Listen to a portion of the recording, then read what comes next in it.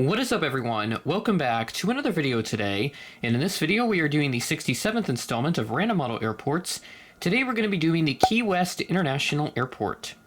Thank you to JB Aviation Picks and Aviation Central for suggesting this airport. If you have any new suggestions, please leave them in the comments below. Florida gets plenty of love here in this Random Model Airport series.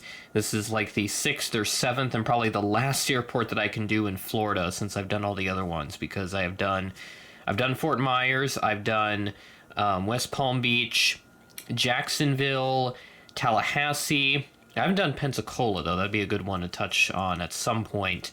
But yeah, I've done quite a few airports in Florida. That's kind of what I'm getting at here as we begin this video. Got a full layout here, or a full lineup rather. One extra plane just off camera right now. Let's go ahead and take a look at some airline service that I compiled. The first airline to arrive in Key West was Pan Am all the way back in 1928. The actual first airplane flight that took place was about a decade prior to Cuba. National Airlines came here in 1944, and they initially had the Lockheed Lodestar, which is a very old plane that they had. I think that was, that would have been right before the Constellation was built. Jet aircraft came in 1968, and that was the responsibility of National Airlines back in the day. They had the 727-100. And they only used that type because the larger 727-200, I imagine that couldn't have been supported because Key West has a very short runway. I'll go ahead and pop up the length of that runway on your screen as it stands right now, because they actually did extend it a little bit just a few years ago, and they also gave it some upgrades and additional safety features to make it more safer for current aircraft. Air Florida, Eastern, and Piedmont have come through Key West over the years. Those are some of the notable defunct carriers that I could find. And then they also had a bunch of commuter airlines that came here through the 80s as well. All those have since left.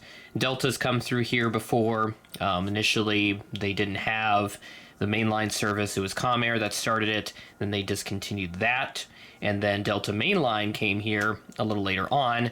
That was discontinued initially, but as you can see, we have a Delta Mainline aircraft parked down right over there.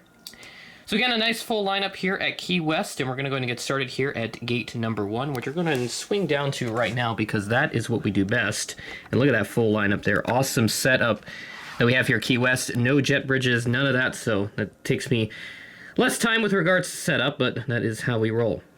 So starting off here at gate number 1, we have this JetBlue Airbus A220-300. A bit surprised that we have JetBlue here at Key West. This aircraft arrived in from Boston as flight 2063. And this arrived in at 11:23 a.m. ahead of a scheduled 11:45 a.m. arrival. Moving on over to Gate 2, we have a Delta Airbus A319. I vividly remember checking flight radar back in the day at Key West, and they used to have the 737-700s be sent here. But since those have been retired, the A319 has taken its place. This aircraft arrived in from Atlanta as flight 2815 at 8:04 p.m. ahead of a scheduled 8:18 p.m. arrival. And next to that, we got a little propeller aircraft right here, Silver ATR-42. Always happy to use one of these in a Random Model Airport update. I do ask that Gemini Jets please release the larger ATR-72 since they have quite a few of those in their fleet now. This aircraft arrived in from Fort Lauderdale as Flight 94, and this arrived in significantly delayed, arriving in at 9:16 p.m., delayed from a 6:55 p.m. scheduled arrival. So that delay, just over 2 hours. Next to that, we have United Mainline, a 737-700, so good to still see the type coming into Key West. Also forgot to mention that we had AirTran here before, and then Southwest took over that route briefly before they discontinued it. So that, of course, there were 737-700s, not just from Delta, but also AirTran and briefly Southwest. So now you got United flying the type into Key West. This aircraft arrived in from Newark as Flight 539 at 2:01 p.m. ahead of a scheduled 2:05 p.m. arrival. Next to that, we have our last two aircraft. Both are A319s.